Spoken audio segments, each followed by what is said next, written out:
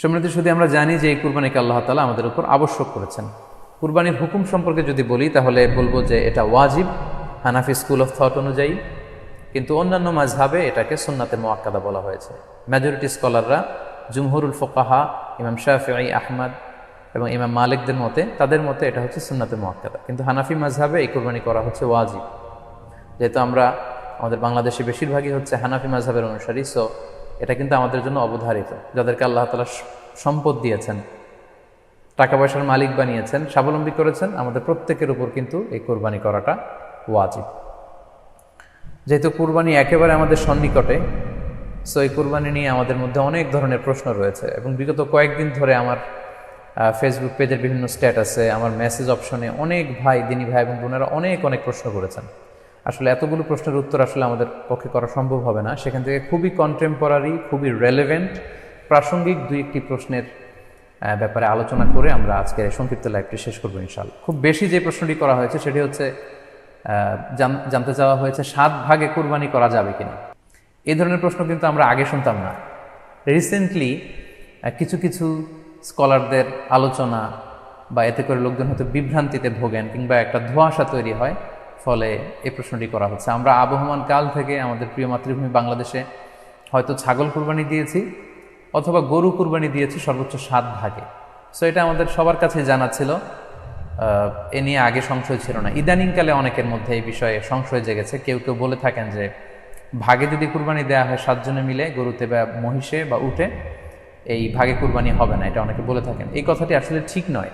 আপনি যদি ভাগে কুরবানি দিতে চান এটি জায়েজ আছে, এবং একটি উটে বা মহিষে বা গরুতে আপনি সর্বোচ্চ 7টি ভাগে কুরবানি দিতে পারবেন ইনশাআল্লাহ। এ ব্যাপারে সহিহ মুসলিমের একটি হাদিসকে আমরা এখানে উল্লেখ করতে চাই।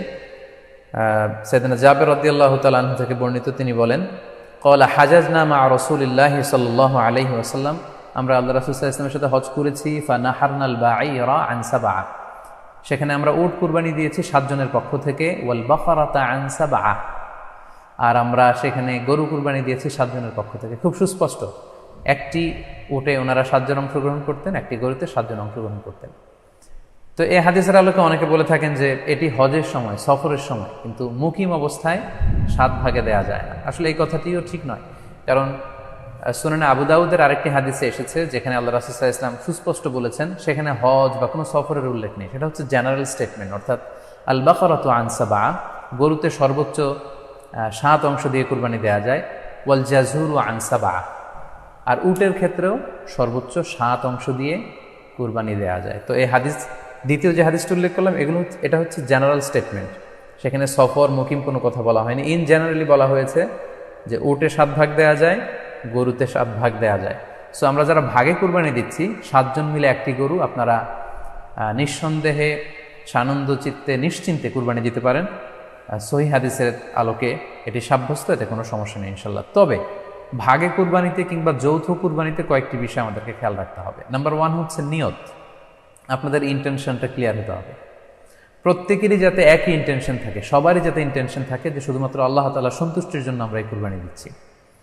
এখানে কয়েকজনের যদি ইন্টেনশন থাকে যে আল্লাহর সন্তুষ্টি, অন্যজনের যদি নিয়তে ঝামেলা থাকে, তাহলে কিন্তু কুরবানিটা প্রশ্নবিদ্ধ হয়ে যাচ্ছে। কারণ ইন্নামাল আমালু বিন্নিয়াত, ইয়ানি ইন্নামা সাওয়াবুল আমালি বিন্নিয়াত, সমস্ত কাজের প্রতিদান দেয়া হবে আপনার ইন্টেনশন বা নিয়তের উপর ভিত্তি করে। সো এজন্য যারা খুব বেশি মুখলেস, খুব বেশি মুত্তাকি, তারা অনেক সময় যৌথ কুরবানি দিতে চান না। তাদের সামর্থ্য না থাকলে ছোট একটা ছাগল দিয়ে তারা একাকি কুরবানি দিতে চান। The safe, he want to be in the safer side. কারণ যৌথ কুরবানি দিতে যে কার মনে কি চিন্তা, কার মনে কি নিয়ত, আমরা কিন্তু কিছু জানি না। সো যদি যৌথ কুরবানি দেন, কুরবানির আগে সবাইকে এটা কনসার্ন করে দেয়, রিমাইন্ডার দেওয়া যে ভাই আমাদের এই কুরবানিটা হবে শুধুমাত্র কেবলমাত্র আল্লাহ তাআলার সন্তুষ্টির জন্য, অন্য কোনো নিয়ত যেন না থাকে, তাহলে কিন্তু আমাদের কুরবানি বরবাদ হয়ে যাবে। এটা হচ্ছে প্রথম কনসার্ন। 2 নম্বর কনসার্ন হচ্ছে হালাল উপার্জন দিয়ে কুরবানি হতে হবে। যৌথ কুরবানিতে কেউ যদি এমন থাকে যাদের উপার্জন হালাল না, সেই কুরবানি কিন্তু আল্লাহ তাআলার দরবারে কবুল হবে না। সো এটা খুব গুরুত্বপূর্ণ একটা বিষয়। আরেকটা হচ্ছে লৌকিকতা। লৌকিকতা যদি থাকে তাহলেও কুরবানি কবুল হবে না। যৌথ কুরবানিতে কারো যদি এটা থাকে যে আমার গরুটা সবচেয়ে বড়, আমাদের গরুটা এলাকার সবচেয়ে বড় গরু, এবং সবাইকে বলে বেড়াচ্ছে যে এইবারের গরুটা সবচেয়ে বড় হয়েছে, আমার চেয়ে বড় গরু কেউ দিতে পারে না এই এলাকায়। তো এই জাতীয় যদি লৌকিকতা প্রবণতা কারোর মধ্যে থাকে, তাহলেও কিন্তু তার কুরবানি কবুল হবে না। সো যৌথ কুরবানি যদি আপনারা দিতে চান, এই বিষয়গুলো আমাদেরকে খেয়াল রাখতে হবে। সুনানে তিরমিজিতে এসেছে, আয়েশা রাদিয়াল্লাহু তাআলা আনহা থেকে বর্ণিত, তিনি বলেন, আন্না রাসূলুল্লাহ সাল্লাল্লাহু আলাইহি ওয়াসাল্লাম ক্বাল, আল্লাহ রাসূল সাল্লাল্লাহু আলাইহি ওয়াসাল্লাম বলেছেন, মা আমিলা আদামিয়ুন মিন আমালিন ইয়াউমান নাহর আহাব্বা ইলাল্লাহি মিন ইহরাকিদ দাম। অর্থাৎ ইয়াউমুন নাহারে 10 জিলহজে পশু কুরবানি দিয়ে সে পশুর রক্ত প্রবাহিত করে দেওয়ার চেয়ে শ্রেষ্ঠ কোনো আমল আর আল্লাহর কাছে হতে পারে না। এর চেয়ে কোনো প্রিয় আমল আল্লাহর কাছে নেই। তার মানে কুরবানির দিনে সবচাইতে প্রিয় আমল, আল্লাহর কাছে পছন্দনীয় আমল হচ্ছে কুরবানি করা। তাই আমাদের যাদের সাধ্য আছে আমরা যেন বেশি বেশি কুরবানি করি। সম্মানিত শুধু আমরা জানি যে এই কুরবানিকে আল্লাহ তাআলা আমাদের উপর আবশ্যক করেছেন। কুরবানির হুকুম সম্পর্কে যদি বলি তাহলে বলবো যে এটা ওয়াজিব হানাফি স্কুল অফ থট অনুযায়ী, কিন্তু অন্যান্য মাযহাবে এটাকে সুন্নাতে মুআক্কাদা বলা হয়েছে। মেজরিটি স্কলাররা, জুমহুরুল ফুকাহা, ইমাম শাফিঈ, আহমদ এবং ইমাম মালিকদের মতে, তাদের মতে এটা হচ্ছে সুন্নাতে মুআক্কাদা। কিন্তু হানাফি মাযহাবে এই কুরবানি করা হচ্ছে ওয়াজিব। যেহেতু আমাদের বাংলাদেশে বেশিরভাগই হচ্ছে হানাফি মাযহাবের অনুসারী, সো এটা কিন্তু আমাদের জন্য অবধারিত। যাদেরকে আল্লাহ তাআলা সম্পদ দিয়েছেন, টাকা পয়সার মালিক বানিয়েছেন, স্বাবলম্বী করেছেন, আমাদের প্রত্যেকের উপর কিন্তু এই কুরবানি করাটা ওয়াজিব। যেহেতু কুরবানি একেবারে আমাদের সন্নিকটে, সো এই কুরবানি নিয়ে আমাদের মধ্যে অনেক ধরনের প্রশ্ন রয়েছে এবং বিগত কয়েকদিন ধরে আমার ফেসবুক পেজের বিভিন্ন স্ট্যাটাসে, আমার মেসেজ অপশনে অনেক ভাই, দিনী ভাই এবং বোনেরা অনেক প্রশ্ন করেছেন। আসলে এতগুলো প্রশ্নের উত্তর আসলে আমাদের পক্ষে করা সম্ভব হবে না। সেখান থেকে খুবই কন্টেম্পোরারি, খুবই রেলেভেন্ট, প্রাসঙ্গিক 2-1টি প্রশ্নের ব্যাপারে আলোচনা করে আমরা আজকের সংক্ষিপ্ত লাইভটি শেষ করবো ইনশাআল্লাহ। খুব বেশি যে প্রশ্নটি করা হয়েছে সেটি হচ্ছে, জানতে চাওয়া হয়েছে 7 ভাগে কুরবানি করা যাবে কিনা। এই ধরনের প্রশ্ন কিন্তু আমরা আগে শুনতাম না। রিসেন্টলি কিছু স্কলারদের আলোচনা বা এতে করে লোকজন হয়তো বিভ্রান্তিতে ভোগেন কিংবা একটা ধোঁয়াশা তৈরি হয়, ফলে এই প্রশ্নটি করা হচ্ছে। আমরা আবহমান কাল থেকে আমাদের প্রিয় মাতৃভূমি বাংলাদেশে হয়তো ছাগল কুরবানি দিয়েছি অথবা গরু কুরবানি দিয়েছি সর্বোচ্চ 7 ভাগে। সো এটা আমাদের সবার কাছে জানা ছিল, এ নিয়ে আগে সংশয় ছিল না। ইদানিংকালে অনেকের মধ্যে এই বিষয়ে সংশয় জেগেছে। কেউ বলে থাকেন যে ভাগে যদি কুরবানি দেওয়া হয় 7 জনে মিলে, গরুতে বা মহিষে বা উটে, এই ভাগে কুরবানি হবে না, এটা অনেকে বলে থাকেন। এই কথাটি আসলে ঠিক নয়। আপনি যদি ভাগে কুরবানি দিতে চান, এটি জায়েজ আছে এবং একটি উটে বা মহিষে বা গরুতে আপনি সর্বোচ্চ 7টি ভাগে কুরবানি দিতে পারবেন ইনশাআল্লাহ। এ ব্যাপারে সহিহ মুসলিমের একটি হাদিসকে আমরা এখানে উল্লেখ করতে চাই।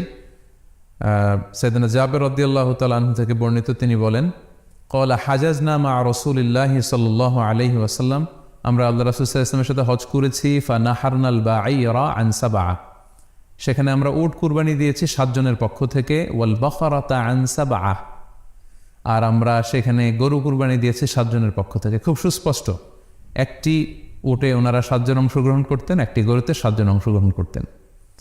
তো এই হাদিসের আলোকে অনেকে বলে থাকেন যে এটি হজের সময়, সফরের সময়, কিন্তু মুকিম অবস্থায় 7 ভাগে দেয়া যায় না। আসলে এই কথাটিও ঠিক নয়, কারণ সুনানে আবু দাউদের আরেকটি হাদিসে এসেছে যেখানে আল্লাহ রাসূল সাল্লাল্লাহু আলাইহি ওয়াসাল্লাম সুস্পষ্ট বলেছেন, সেখানে হজ বা কোনো সফরের উল্লেখ নেই। সেটা হচ্ছে জেনারেল স্টেটমেন্ট, অর্থাৎ আল বাকরাতু আন সাবআ, গরুতে সর্বোচ্চ 7 অংশ দিয়ে কুরবানি দেয়া যায়। ওয়াল জাযুরু আন সাবআ, আর উটের ক্ষেত্রেও সর্বোচ্চ 7 অংশ দিয়ে কুরবানি দেয়া যায়। তো এই হাদিস, দ্বিতীয় যে হাদিসটি উল্লেখ করলাম, এটা হচ্ছে জেনারেল স্টেটমেন্ট।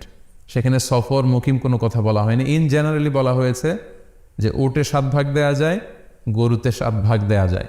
সো আমরা যারা ভাগে কুরবানি দিচ্ছি, 7 জন মিলে একটি গরু, আপনারা নিঃসন্দেহে সানন্দ চিত্তে নিশ্চিন্তে কুরবানি দিতে পারেন। সহিহ হাদিসের আলোকে এটি সাব্যস্ত, এতে কোনো সমস্যা নেই ইনশাল্লাহ। তবে ভাগে কুরবানিতে কিংবা যৌথ কুরবানিতে কয়েকটি বিষয় আমাদেরকে খেয়াল রাখতে হবে। নাম্বার 1 হচ্ছে নিয়ত। আপনাদের ইন্টেনশনটা ক্লিয়ার হতে হবে। প্রত্যেকেরই যাতে একই ইন্টেনশন থাকে, সবারই যাতে ইন্টেনশন থাকে যে শুধুমাত্র আল্লাহ তাআলার সন্তুষ্টির জন্য আমরা এই কুরবানি দিচ্ছি। এখানে কয়েকজনের যদি ইন্টেনশন থাকে যে আল্লাহর সন্তুষ্টি, অন্যজনের যদি নিয়তে ঝামেলা থাকে, তাহলে কিন্তু কুরবানিটা প্রশ্নবিদ্ধ হয়ে যাচ্ছে। কারণ ইন্নামাল আমালু বিন্নিয়াত, ইয়ানি ইন্নামা সাওয়াবুল আমালি বিন্নিয়াত, সমস্ত কাজের প্রতিদান দেয়া হবে আপনার ইন্টেনশন বা নিয়তের উপর ভিত্তি করে। সো এজন্য যারা খুব বেশি মুখলেস, খুব বেশি মুত্তাকি, তারা অনেক সময় যৌথ কুরবানি দিতে চান না। তাদের সামর্থ্য না থাকলে ছোট একটা ছাগল দিয়ে তারা একাকী কুরবানি দিতে চান। এটা safe, he want to be in the safer side. কারণ যৌথ কুরবানি দিতে দিতে যে কার মনে কি চিন্তা, কার মনে কি নিয়ত, আমরা কিন্তু কিছু জানি না। সো যদি যৌথ কুরবানি দেন, কুরবানির আগে সবাইকে এটা কনসার্ন করে দেওয়া, রিমাইন্ডার দেওয়া যে ভাই আমাদের কুরবানিটা হবে শুধুমাত্র কেবলমাত্র আল্লাহ তাআলা সন্তুষ্টির জন্য, অন্য কোনো নিয়ত যেন না থাকে, তাহলে কিন্তু আমাদের কুরবানি বরবাদ হয়ে যাবে। এটা হচ্ছে প্রথম কনসার্ন। 2 নম্বর কনসার্ন হচ্ছে হালাল উপার্জন দিয়ে কুরবানি হতে হবে। যৌথ কুরবানিতে কেউ কেউ যদি এমন থাকে যাদের উপার্জন হালাল না, সেই কুরবানি কিন্তু আল্লাহ তাআলার দরবারে কবুল হবে না। সো এটা খুব গুরুত্বপূর্ণ একটা বিষয়। আরেকটা হচ্ছে লৌকিকতা। লৌকিকতা যদি থাকে তাহলেও কুরবানি কবুল হবে না। যৌথ কুরবানিতে কারো যদি এটা থাকে যে আমার গরুটা সবচেয়ে বড়, আমাদের গরুটা এলাকার সবচেয়ে বড় গরু, এবং সবাইকে বলে বেড়াচ্ছে যে এইবারের গরুটা সবচেয়ে বড় হয়েছে, আমার চেয়ে বড় গরু কেউ দিতে পারে না এই এলাকায়। তো এই জাতীয় যদি লৌকিকতা প্রবণতা কারোর মধ্যে থাকে তাহলেও কিন্তু তার কুরবানি কবুল হবে না। সো যৌথ কুরবানি যদি আপনারা দিতে চান, এই বিষয়গুলো আমাদেরকে খেয়াল রাখতে হবে। আরও একটি প্রশ্ন খুব বেশি আমাদের কাছে জানতে চাওয়া হয়েছে, সেটা হচ্ছে কুরবানির সাথে আকিকা দেয়া যাবে কিনা।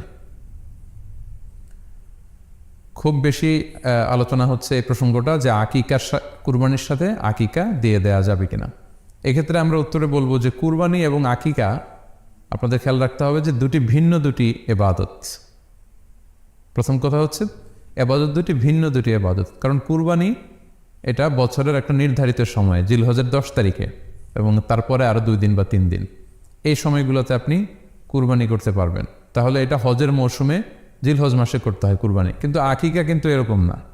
আকিকাটা যে কোনো মাসে হতে পারে। আকিকাটা হচ্ছে নবজাতক সন্তানের ভূমিষ্ঠ হওয়ার পরে শুকরিয়া স্বরূপ আল্লাহর কাছে যে কুরবানিটা করতে হয় সেটাকে আমরা বলি আকিকা। হাদিসে এসেছে আকিকা। তো সেটা হচ্ছে সন্তান কখন ভূমিষ্ঠ হলো সেটার উপর নির্ভর করে। কারো সন্তান রমাদানে হতে পারে, কারো সন্তান জিলহজ মাসেও হতে পারে, শাওয়ালে হতে পারে, রজাবে হতে পারে। সন্তান যেদিন জন্মগ্রহণ করবে তার